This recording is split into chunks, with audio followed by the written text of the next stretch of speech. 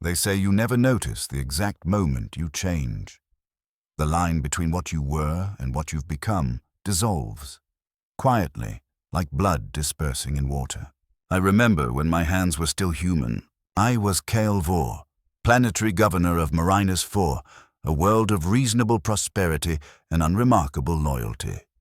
The administratum records had always marked us as compliant. Our tithes were paid with minimal delay. Our recruitment quotas were met without complaint. For generations, my family governed with quiet competence. None among us sought glory. We simply existed in service to the Golden Throne as countless billions do across the stars. No one would have predicted my fall. I certainly didn't. The first corruption is so subtle, you mistake it for clarity. It began during the Festival of Compliance, a drab ceremonial week commemorating 5 centuries of unbroken imperial rule. That season, the skies were heavy with overcast gray, clouds pressing down on the spires of our modest hive city like a lid on a coffin. I stood on the balcony of the gubernatorial palace, looking out at the masses gathered below, their faces turned upward in mindless devotion. The sight should have filled me with pride. Instead, I felt contempt. How many generations had we spent in servitude to a corpse god who offered nothing in return? How many of our sons and daughters had been fed into the meat grinder of imperial wars on distant worlds for reasons none could truly articulate? The questions came unbidden, thoughts I had never allowed myself to entertain, yet there they were. Sudden, insistent, like a wound that had always lived beneath my skin, only now beginning to bleed. That night I couldn't sleep. My mind raced with possibilities I'd never considered. Visions of a different world, a different future, plagued me. In the darkness of my chambers I heard a voice, soft at first, barely distinguishable from my own thoughts. It spoke of potential, of power waiting to be claimed, of freedom from the crushing weight of imperial rule. I told no one. In the days that followed, I performed my duties as expected. I reviewed production reports, authorized resource allocations, and presided over minor legal disputes. But beneath the surface, something had shifted. I began to see cracks in the system I had served for so long. The inefficiency, the waste, the cruelty masquerading as necessity. The voice grew stronger. It spoke of ancient powers that existed before the Imperium, before the Emperor, gods who rewarded ambition rather than blind obedience, gods who recognized potential in men like me. I did not immediately succumb. For months I resisted, clinging to the beliefs that had defined my life. I increased my attendance at imperial services. I commissioned a new statue of the Emperor for the Central Plaza. I ordered public executions of suspected heretics, watching their bodies burn with an intensity that disturbed even my most zealous advisors. But resistance only sharpened the blade. The voice began to show me things, visions that came when I closed my eyes. I saw myself leading armies across the stars. I saw my name spoken with reverence and fear. I saw power beyond anything the Imperium could offer. The change was gradual enough that I could pretend it wasn't happening. It started with small compromises, minor indulgences. A blind eye turned to certain activities within my domain, private inquiries into ancient texts that should have been destroyed, quiet communications with individuals whose names never appeared in official records. Then came the first physical sign. I woke on the night of the winter solstice to find a mark on my chest, directly above my heart. A simple spiral, no larger than a coin, as though seared into my flesh. There was no pain, no inflammation. It looked as if it had always been there, some natural part of me finally revealing itself. I should have been horrified. I should have reported myself to the ecclesiarchy. Instead, I felt pride. The mark was proof I had been chosen, that I was special, that my destiny extended beyond the narrow horizons of imperial service. The voice finally gave me a name. Zaphon, an emissary of the Changer of Ways. It promised knowledge and power in exchange for service, not blind obedience, but partnership, a covenant between beings of mutual ambition. After that night, my fall accelerated. I began to alter the governance of Marinus 4 in ways subtle enough to vanish into the Imperium's endless bureaucracy. Resources were quietly diverted from Imperial projects to initiatives of my own design. Certain industries were prioritized. Specific individuals were elevated into positions of influence. Men and women who shared my growing dissatisfaction with Imperial rule. No one recognized these changes for what they were. By the time they might have, it would have been too late. The spiral above my heart grew slowly, extending tendrils across my chest like roots seeking soil. My dreams became more vivid, filled with symbols and geometries that should not exist in three-dimensional space. I began to understand concepts that had once seemed impenetrable. The underlying patterns of reality revealed themselves like a complex mechanism suddenly rendered transparent. My first true act of heresy came almost a year after the Whisper began. A delegation from the Adeptus Mechanicus arrived to conduct a standard assessment of our industrial capacity. Among them was Magos Drenv, a spindly figure more machine than man. His augmented eyes seemed to pierce the careful facade of my continued loyalty. In a private audience, he confronted me. My data submissions contained anomalies, he warned, production variances that defied standard parameters, resource allocations that contradicted optimal efficiency. In that moment, I knew I had a choice. I could retreat, fabricate explanations, and delay the inevitable. Or I could take the first irreversible step into the path Zafan had revealed. I chose the latter. What happened in that room is something I have never spoken aloud. The memories are fragmented, like shards of a shattered mirror. I remember Zafan's presence, stronger than ever, guiding my words and actions. I remember symbols forming in the air between myself and the Magos, glowing sigils that burned themselves into reality. I remember the widening of his augmented eyes, recognition, then fear, then something like rapture. When the audience ended, Magos Drenv left my chambers a changed being. The delegation departed 2 days later. Their report to Mars contained no mention of anomalies or irregularities. Instead, it praised Marinus 4's exceptional efficiency and productivity, recommending our methodologies be studied and perhaps implemented elsewhere. I had my first ally. Over the following months, others joined my inner circle. Some were corrupted as Drenv had been. Others came willingly, drawn by ambition, dissatisfaction, or curiosity. A network formed beneath the surface of imperial governance, a shadow hierarchy devoted to the changer of ways. I concealed the expanding spirals beneath increasingly elaborate gubernatorial robes. My dreams were dominated by visions of a vast library where every possible future was catalogued and accessible to those with the knowledge to navigate its impossible architecture. Sometimes I woke to find I had filled pages with writing in languages I had never studied. Complex theorems that redefined the nature of reality. As my power grew, so did my caution. I knew the consequences of discovery.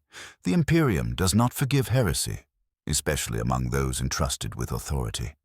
My death would not be enough. Millions would be punished for allowing corruption to take root. Hive blocks would be purged. Perhaps the planet itself would be cleansed with fire. The irony was sharp. The system I was betraying had instilled the discipline and attention to detail that now protected my betrayal. The skills that had made me an effective servant of the Imperium now made me an effective agent of its enemies. 2 years passed. My transformation continued, physical and mental. The changes to my body could no longer be completely hidden. I withdrew from public appearances, citing health concerns. Communications were increasingly conducted through intermediaries. Rumors spread. Some said I was dying. Others claimed I had already died and been replaced by a double. None suspected the truth. In private, I reveled in my metamorphosis. The spiral patterns spread across most of my torso and began to extend down my arms and legs. My eyes changed, irises shifting from brown to a luminous amber that seemed to contain infinite depth. My mind expanded beyond anything I could have imagined.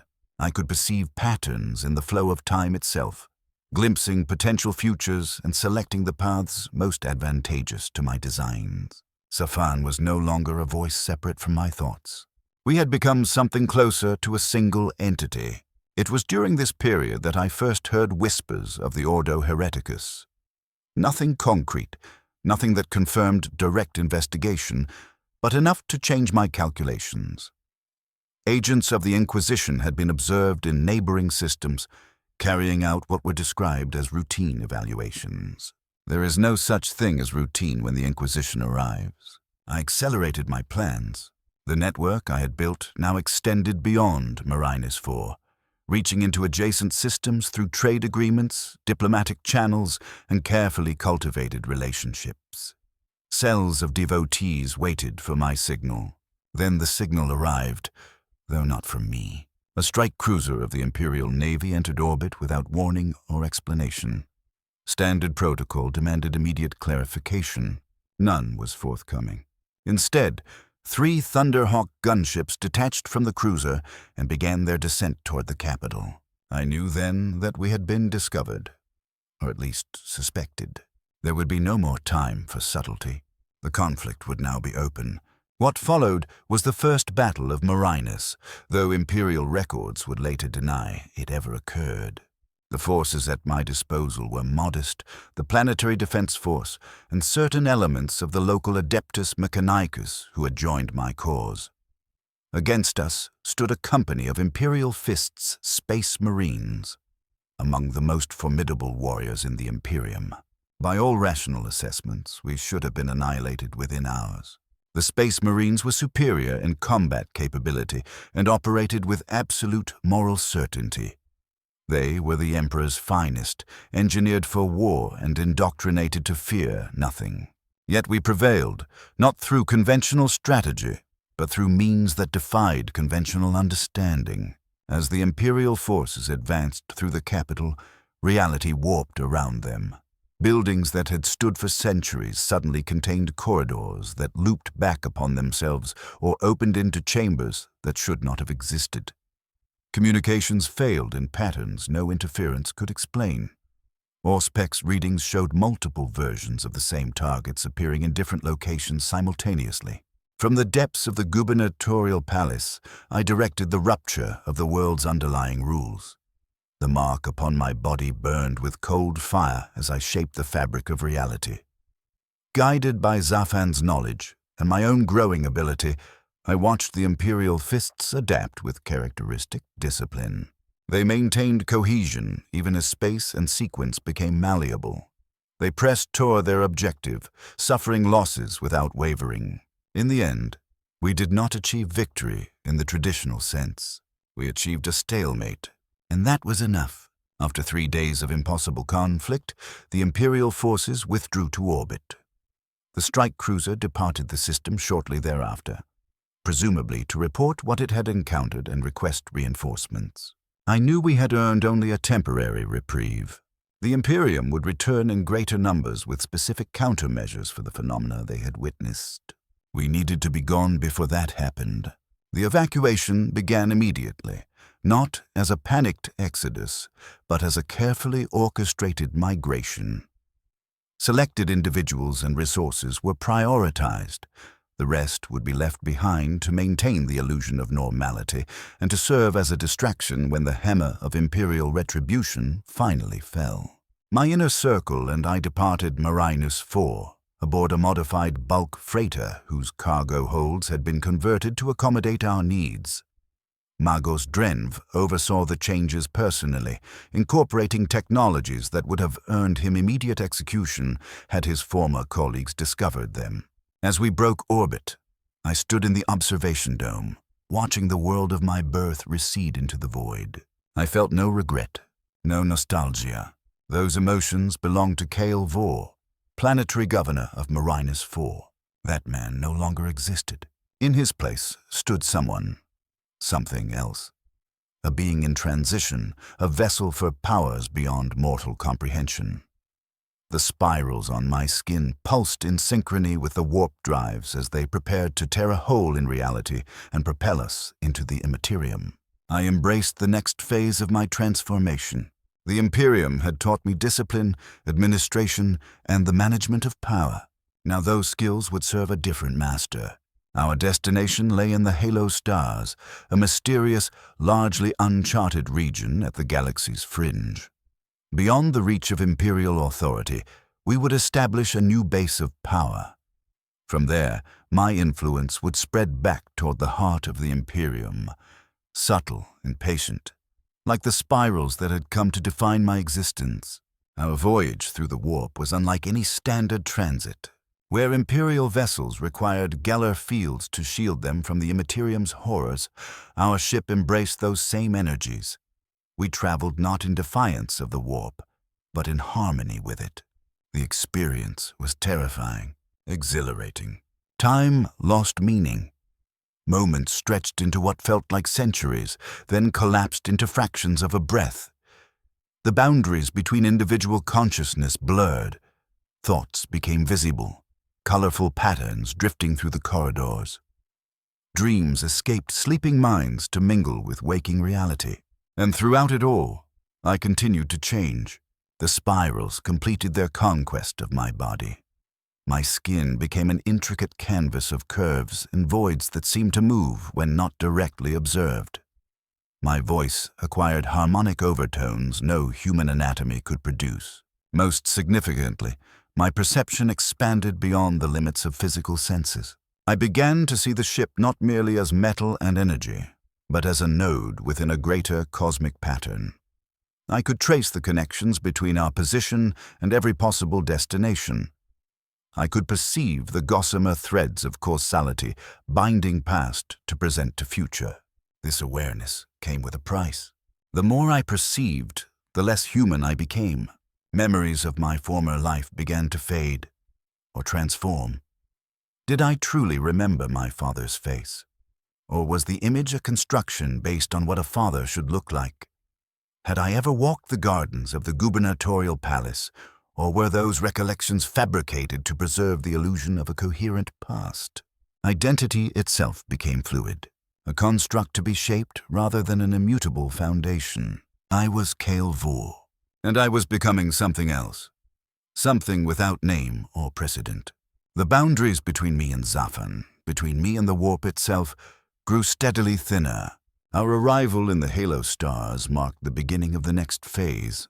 The system we chose held no official Imperial designation, only a numerical classification in ancient navigational charts. The primary planet was technically habitable, though no human colony had ever taken root there. Its surface was dominated by a shallow ocean of heavy metals in liquid form, broken by islands of crystalline formations reaching toward a sky perpetually veiled in aurora-like storms. It was perfect. The planet's unusual electromagnetic properties would mask our presence from Imperial scans. The liquid metal oceans could be harvested for raw materials. The isolation would buy us time to build, to refine, to prepare. We established our first settlement on the largest crystalline island, raising structures that fused technology with organic forms, architectures that would have horrified the orthodox Mechanicus. And as the first spires of our new dominion rose beneath the shimmering sky, I understood the simple truth that had carried me from loyal governor to something far more dangerous. Change is not a moment. It is a direction, and I had chosen mine. Magos Drenv oversaw the construction, his form now as altered as my own. The mechadendrites that had once been purely functional had transformed into sinuous tendrils that constantly rearranged themselves into complex mathematical expressions. His augmetic eyes had multiplied until his skull seemed crowned with lenses, each perceiving a different spectrum of reality. As our new domain took shape, others began to arrive. Word of our enclave traveled through channels invisible to Imperial authorities, yet familiar to those who searched for alternatives to the crushing orthodoxy of the throne. Renegade tech priests brought forbidden knowledge and rare technologies. Disillusioned Imperial officers arrived with military expertise, sometimes with entire crews or units who had turned from their oaths. Scholars and psychers who had glimpsed the hollowness behind the Imperial creed came seeking confirmation and community. Not all were welcomed. I had learned the value of selectivity during my time as governor. Quality mattered more than quantity. Each potential addition to our growing society was evaluated not merely for immediate utility, but for alignment with the broader pattern we sought to weave. Some came seeking only power or refuge from imperial justice. These were useful in their way, but kept at the periphery. Others arrived with genuine devotion to the changer of ways, having independently discovered truths that mirrored those revealed to me. These became our inner cadre, entrusted with knowledge and authority in proportion to their understanding. 5 years passed by standard imperial chronology. Though subjective time within our enclave flowed according to stranger tides, our numbers swelled into the thousands. Our technological capabilities expanded beyond anything available to all but the highest echelons of the Adeptus Mechanicus. Our understanding of the warp and its relationship to real space deepened through constant study, through experimentation that would have earned immediate annihilation in any loyal system. Throughout this ascent, my transformation continued. The final vestiges of my human appearance fell away. My height increased until I towered over even the most heavily augmented of our priests. My flesh became something other than flesh, a substance that maintained stable form only through conscious intent. My voice could alter the thoughts of those who heard it, planting suggestions that took root and flowered in receptive minds. Yet these changes were merely the surface symptoms of a deeper metamorphosis. My consciousness began to expand beyond the boundaries of linear time. I could perceive multiple potential futures simultaneously, evaluating probabilities and adjusting our course to maximize desirable outcomes. I could reach into the minds of our followers across vast distances, guiding and instructing without the need for vox or courier. With these abilities came new challenges. The more my perception widened, the more difficult it became to anchor myself to any single point in time or space.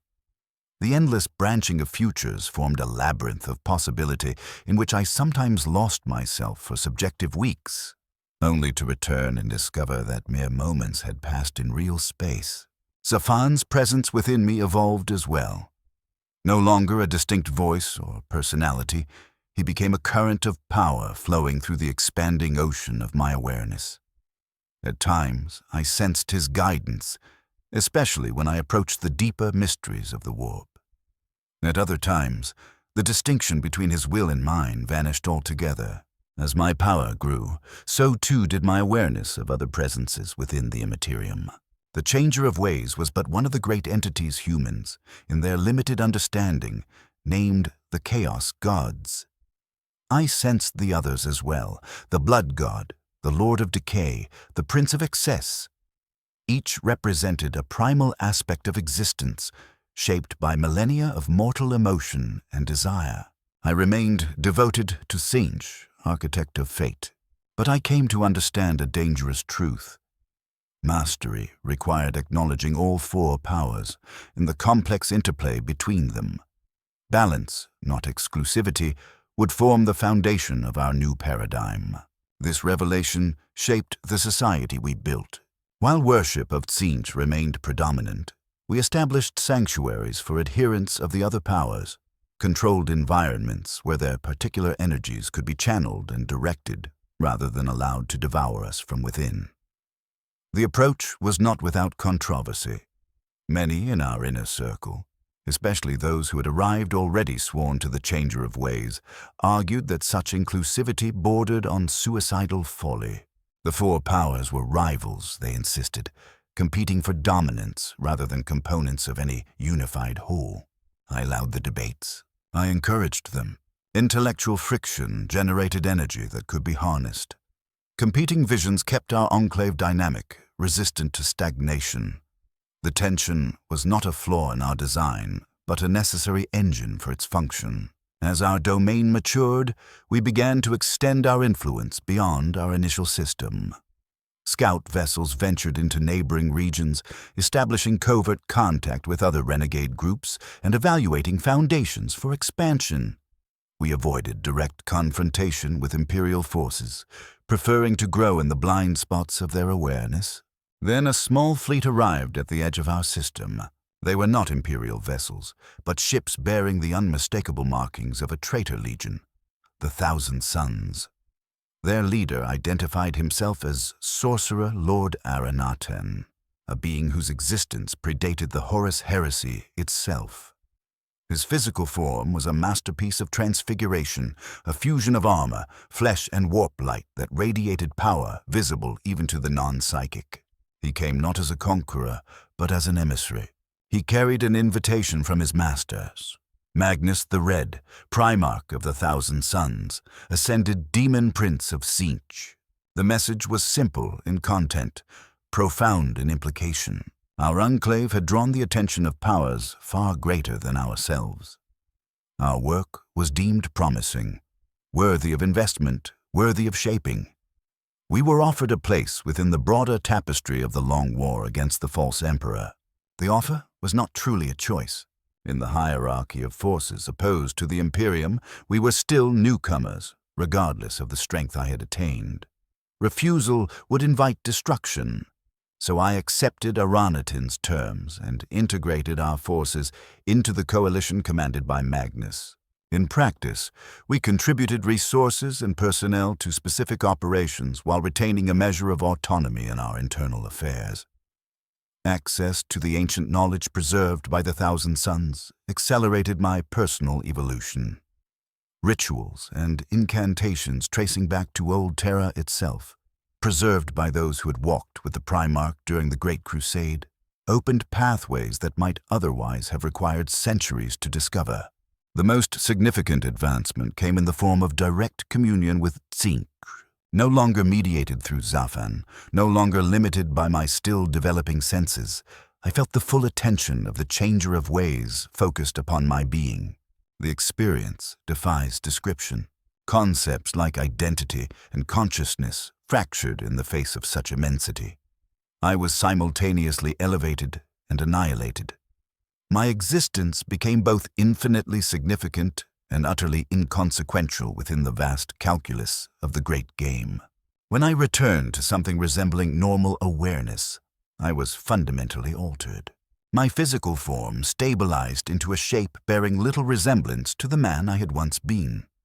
I stood nearly 9 feet tall, my body covered in iridescent scales that shifted color with my thoughts. My head elongated and was crowned with curved horns that functioned as psychic amplifiers. My eyes, now 4 in number, perceived not only the visible spectrum, but the flows of warp energy that permeated all existence.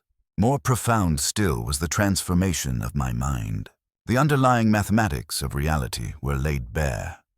The secret histories of extinct civilizations filled chambers of memory I had not known existed. Languages never spoken by human tongues took root within me, providing frameworks for truths that Gothic could not contain. With ascension came obligation. I was no longer merely the leader of a renegade enclave.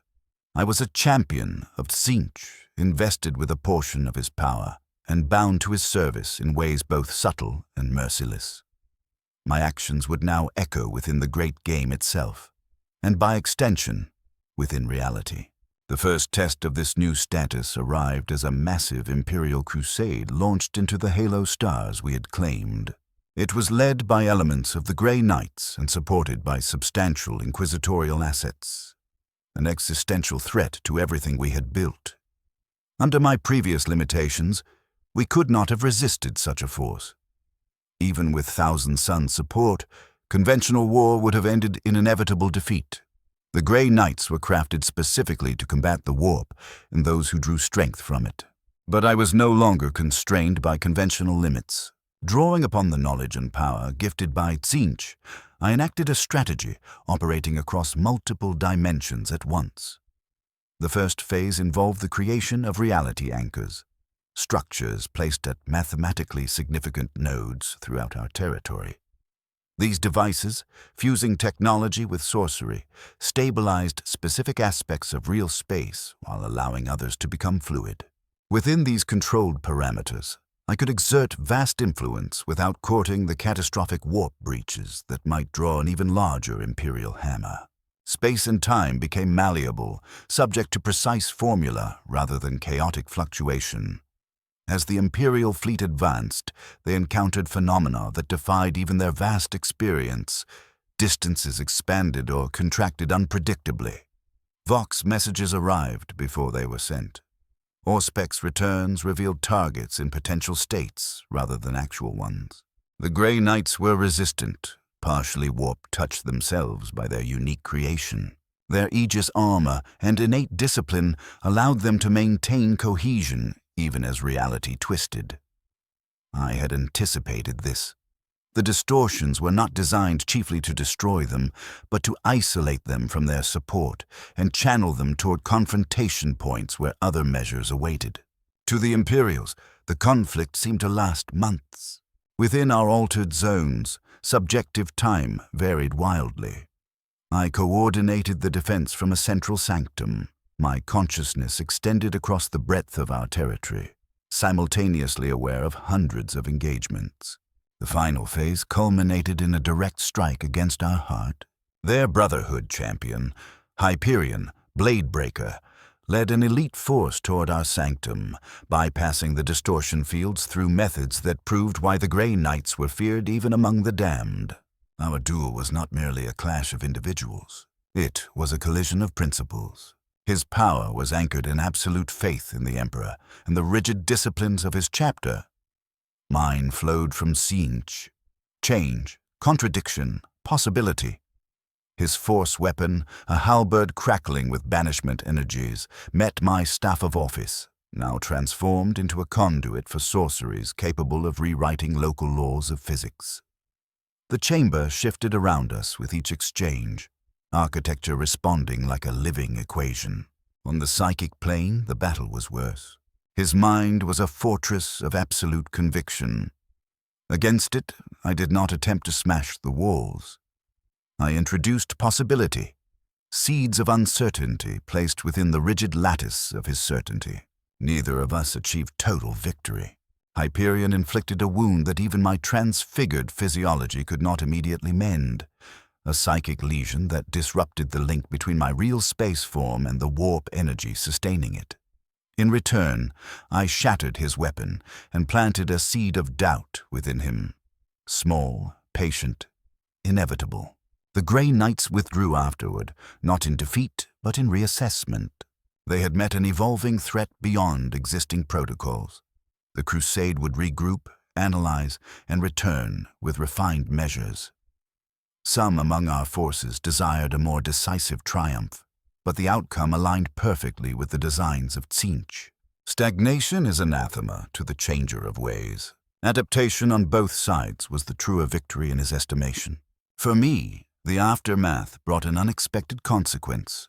The wound Hyperion had inflicted created psychic scar tissue, a region within my consciousness partially insulated from the warp's constant tide. Inside that sheltered space, something improbable persisted, a fragment of my original human identity, preserved like an insect in amber. Memories and perspectives that should have dissolved remained intact.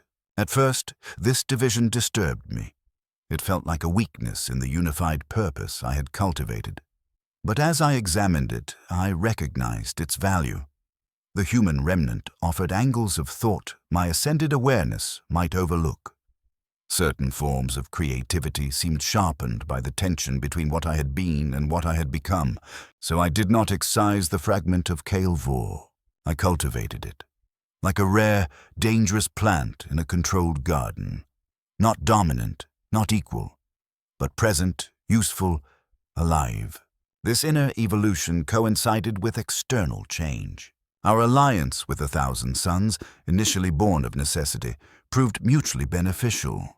Our approach to warping the boundary between real space and the Imperium drew interest from the upper levels of their hierarchy. Magnus himself took note. Though direct communion with the Crimson King remained beyond my capacity, his attention manifested in resources and knowledge funneled through Aranitin and other intermediaries. Our enclave expanded. We incorporated additional systems and established outposts that could be called colonies, though the relationship between them and our central authority defied simple hierarchy. Each developed along its own pattern, shaped by local conditions and the specific composition of its leadership. Even as my mastery of sorcery and technology deepened, the distinction between them became increasingly meaningless to me.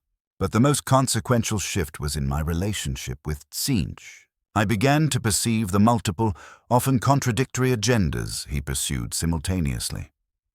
The great game moved according to rules no mortal mind, no matter how expanded, could fully grasp.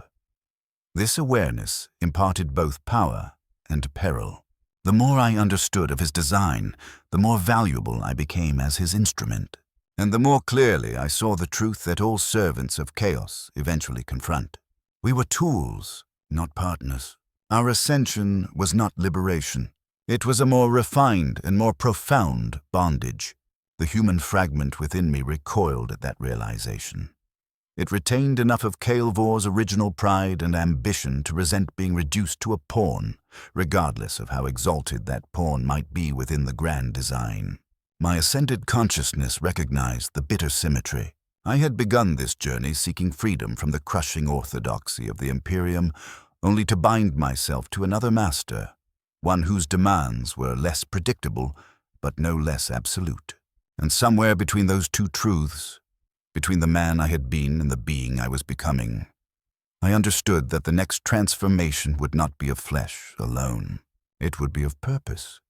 Yet there was a crucial difference. The Imperium demanded blind obedience to immutable law. Tzeentch required constant adaptation to evolving circumstance. One path led to stagnation, the other to endless transformation.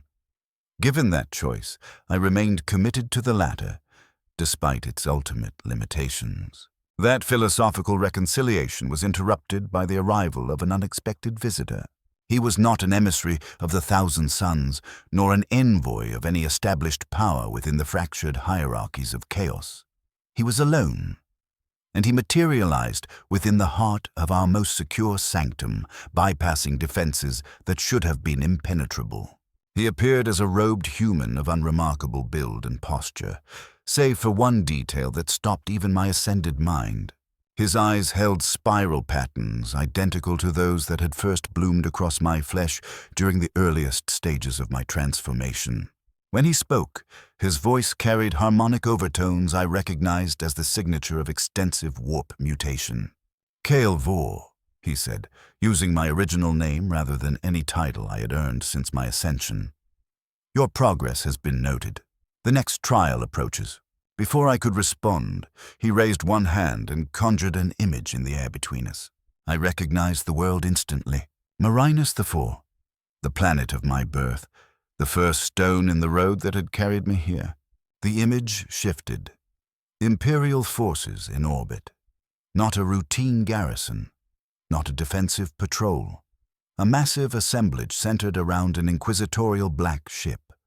And with the image came knowledge inserted directly into my mind. The preparation unfolding upon the surface. A purge, systematic and absolute. They were searching for any trace of the corruption I had planted before my departure. They believe you may have left sleeper agents, the visitor explained, though I had already intuited as much.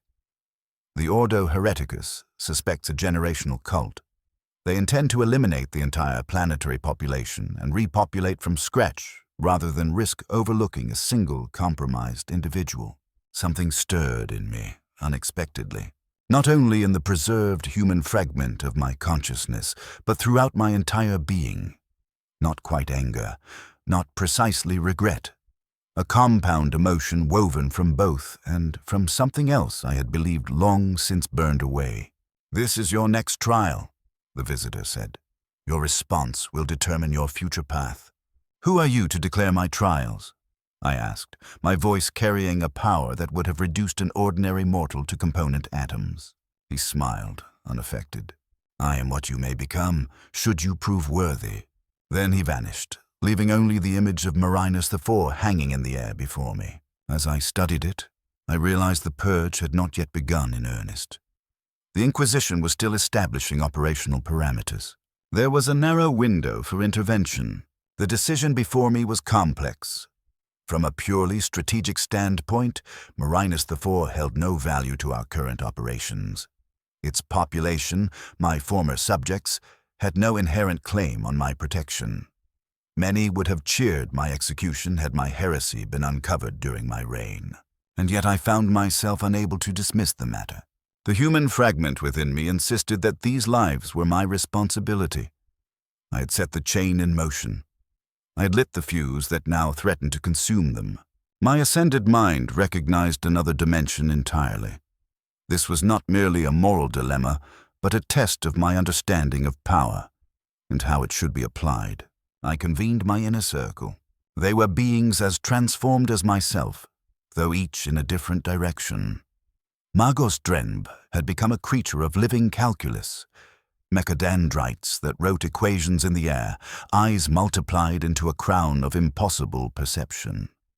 Margot Reneve existed simultaneously in real space and the warp, his mechanical components fused with energies that made classification a failure of language. I presented the situation without commentary. The debate that followed was multifaceted, conducted in spoken words, psychic constructs, and symbolic exchange. Some argued for non-intervention. The destruction of Marinus IV was irrelevant to our greater purpose. Others saw strategic value in opposing the Inquisition anywhere and everywhere, regardless of the world in question.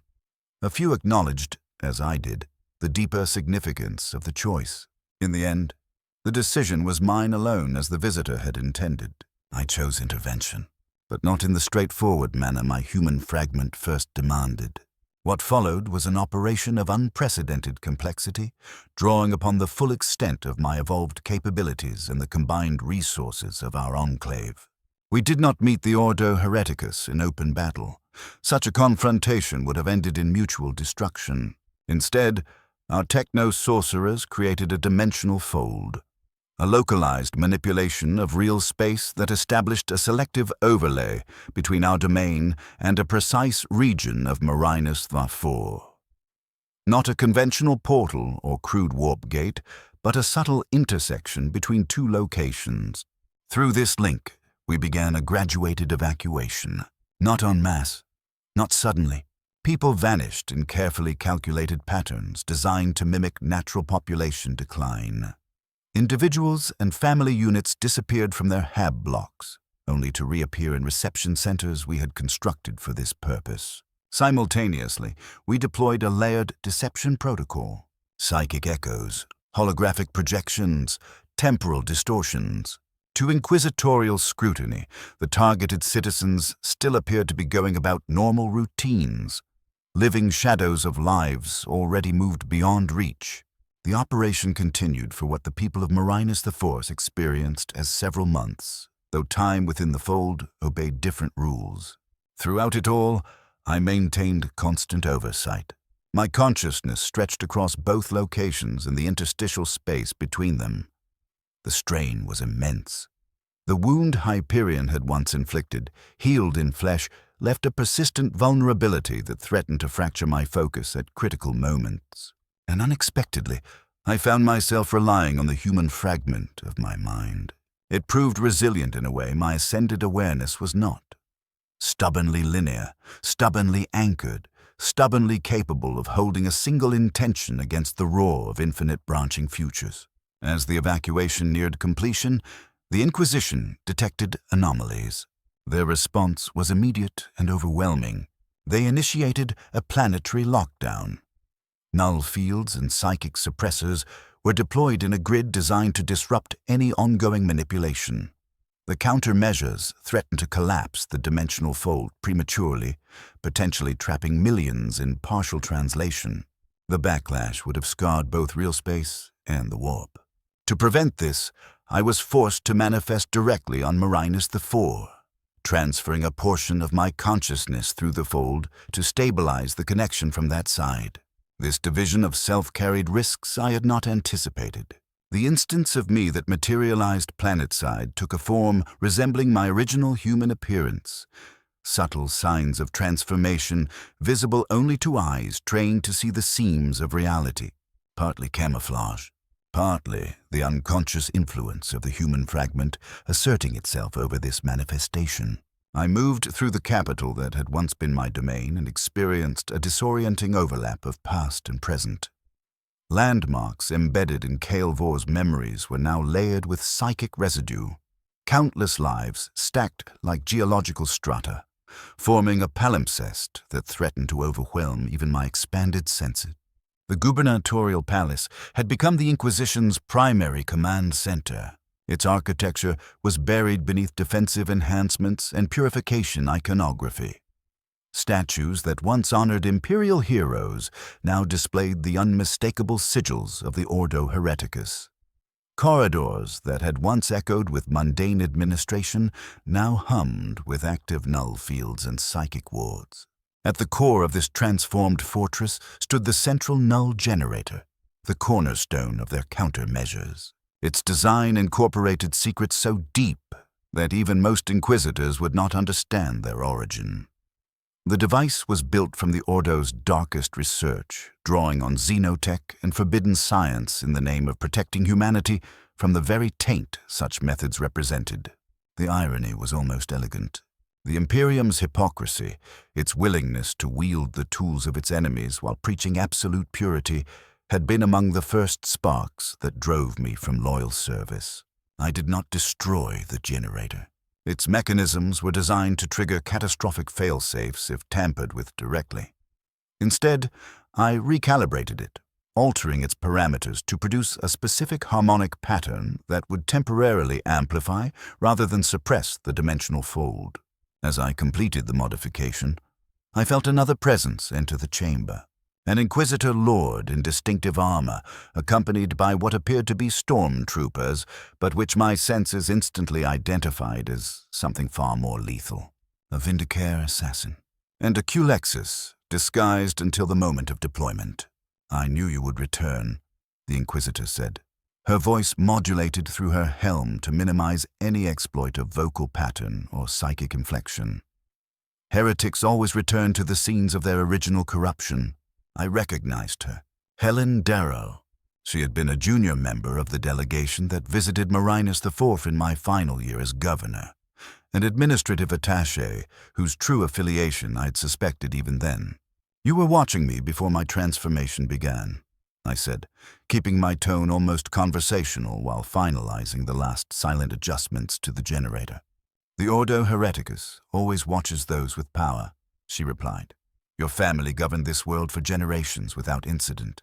Statistical analysis suggested you were overdue for corruption. Another irony, suspicion based on probability had helped shape the very outcome they feared. Had I not sensed their gaze, would I have been as receptive to Zafan's earliest whispers? And now you would condemn an entire world for the sins of one man," I said, deliberately echoing the cadence of imperial sermons. "The corruption of one in authority taints all who serve under them," she answered, quoting a passage I recognized from the Dictates Imperialis. "The alternative is to risk the spread of heresy across entire sectors." "There is always an alternative," I said. "You simply lack the imagination to perceive it." Then I activated the recalibrated device. The surge created a momentary blind spot in inquisitorial monitoring, a single breath of opportunity. My primary consciousness, coordinating from our enclave, seized it at once. The dimensional fold expanded.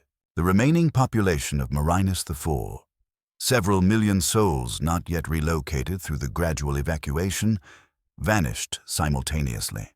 To observers in orbit, it would appear as if the planet's surface had been stripped of human life in an instant. The psychic shock staggered even the Culexus. The Vindicare, less affected by the immaterial storm, fired a single shot from his Exodus rifle, but by then the distortion had turned conventional ballistics into an unreliable suggestion of physics. The round passed through the space I had occupied, and my manifestation began to unravel. The connection to my primary self was stretched beyond sustainable limits by the sheer strain of the mass translocation. As my presence faded, I saw Darrow's reaction, not rage, not denial, cold analytical acceptance. She had encountered something beyond the Ordo's standard protocols, the kind of moment that reshapes doctrine for centuries. My awareness snapped back to our enclave. Reintegration brought a brief surge of disorientation, like two storms colliding and settling into a single sky. The mysterious visitor stood before me again, watching with evident satisfaction. "You chose an interesting solution," he said. "Neither abandonment nor conventional rescue, but a path that serves multiple purposes simultaneously." I did not need to explain myself. The relocated millions offered a reservoir of potential converts, some of whom would become ideal vessels for further exploration of transformation within human stock. More importantly, the manner of their disappearance would force the Inquisition itself to adapt, change imposed upon the institution dedicated to preventing it. "The trial is complete," the visitor declared. "You have demonstrated the power and the perspective necessary for the next phase of your ascension." With a gesture, he opened a tear in reality, unlike any portal or fold I had previously encountered. Through it, I perceived a realm of pure potential, unbound by the laws of real space and stranger even than the warp as I understood it. "This is the impossible fortress," he said, "the domain of Tzeentch within the deepest reaches of the Imperium. You are summoned to the Court of Change." I understood the risk. Few mortal beings, however transformed, were permitted direct audience with their patron god. Such an encounter could mean immediate elevation to demonhood, annihilation of self, or a metamorphosis so absolute that no sense of identity would survive intact. As I approached the threshold, the human fragment within me experienced something akin to fear. Not fear of death, fear of dissolving into something so vast that even the memory of I might be lost. My ascended mind acknowledged the emotion as appropriate and ultimately irrelevant. The path I had chosen when I first embraced Zafan's whispers had always led here. The only true choice had been how I traveled. Not where I would arrive, I stepped through. My physical form dissolved into patterns of pure information. In that state, concepts like location, duration, and identity became fluid, interchangeable facets of a single, shifting truth. I perceived the Court of Change not as a place, but as a nexus where infinite possibilities converged and diverged in living architecture. The entities gathered there were beyond conventional description, beings that had once been mortal and ascended along paths similar to mine. Lords of Change, greater demons who served as Tzeentch's primary agents. Conceptual intelligences that had never possessed flesh at all, existing as living ideas within the structure of fate.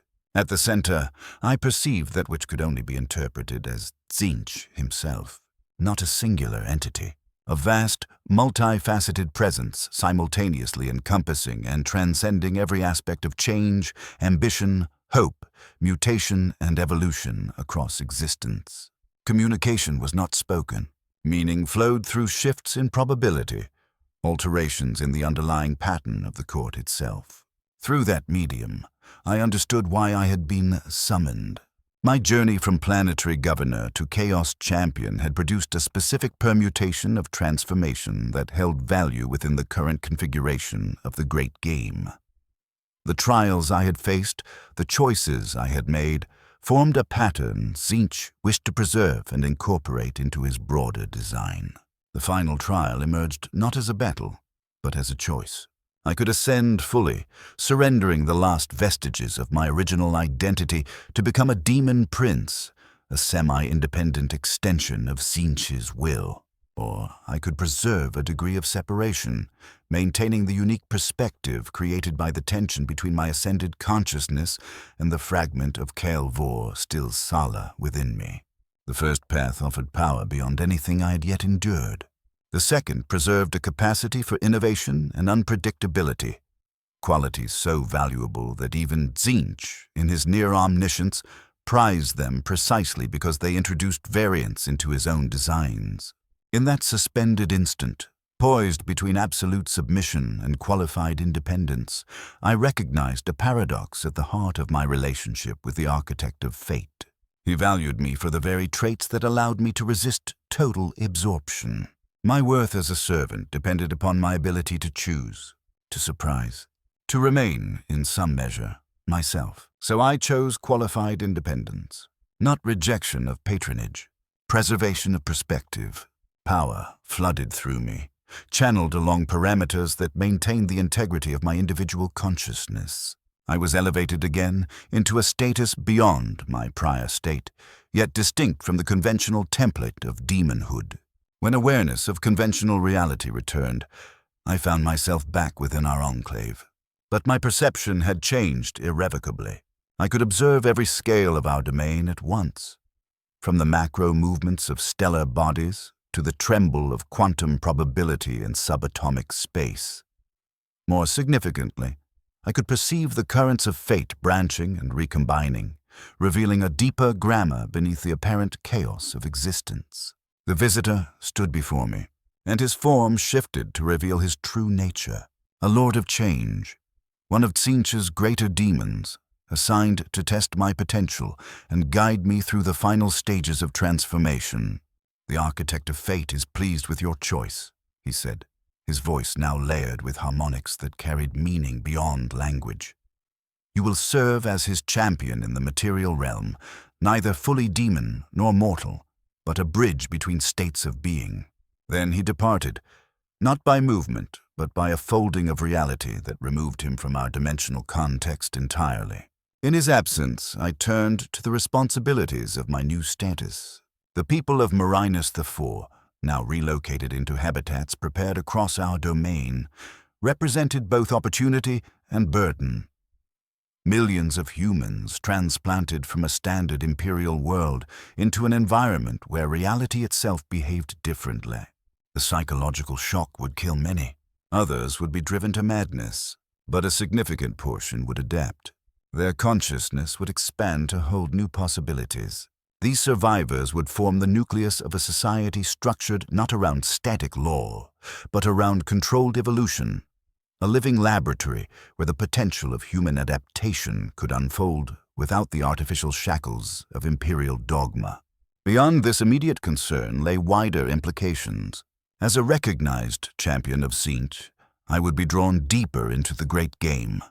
Conflicts with champions of rival gods, interventions in real space to advance specific facets of fate's architecture, participation, whether invited or compelled, in the politics of the court of change itself. The complexity would have crushed the earlier version of me. But my new state incorporated multiple layers of awareness operating simultaneously. I could attend to immediate necessities while engaging long-range strategy across decades and centuries. And the human fragment of Kael Vor remained within me, grounding, challenging, refining. A small, stubborn lens of mortality that became more valuable the farther my primary consciousness drifted from the limits of the human frame. As I contemplated this future, I sensed movement at the edges of our domain. Imperial forces regrouping after the events of Marinus V, rival chaos factions sniffing opportunity, Xenos entities drawn to the unique energy signatures of our experiments. The future spread before me in infinite branching paths. Some led to triumph, some to ruin. Most inevitably contained both. But across all of them, one truth remained constant: change. The man once known as Kael Vor had ceased to exist in any simple sense. The champion who replaced him would one day become something else. Even Tzeentch evolved perpetually, defined not by static being, but by endless becoming. In that awareness, I found exhilaration and a strange, quiet peace. The anxiety of fixed identity dissolved. The fear of failure measured against immutable standards became irrelevant. All states were temporary, all conditions subject to transformation. I turned to the work before me. The work of change continued, as it always had and always would, with or without my participation. The difference now was my ability to perceive the patterns within the apparent chaos, to glimpse the underlying order that gave meaning to endless metamorphoses. Perhaps this was the true reward of my ascension, not power for its own sake, but understanding, not immortality as the preservation of a single, unchanging self, but continuity through evolution, not freedom from service, but elevation into a form of service that incorporated, rather than erased, the qualities that had shaped my path. I was a champion of Tsinch, in truth, a living paradox, simultaneously master and servant, creator and creation, individual and instrument of a greater design. My transformation was complete, and it would continue eternally, each state of being only a temporary configuration within an endless process of becoming. Such is existence in the shadow of the architect of fate. Such is the reward and the price of answering the whispers that arrive in moments of doubt, offering knowledge and power beyond mortal comprehension. I am what remains of Kael Vor. I am what he has become. I am a nexus of transformation in a universe defined by eternal war. My tale is both warning and invitation. Change is the only constant. Embrace it and become more than you ever imagined. Resist and be changed regardless, broken upon the wheel of inevitability that turns at the heart of all existence.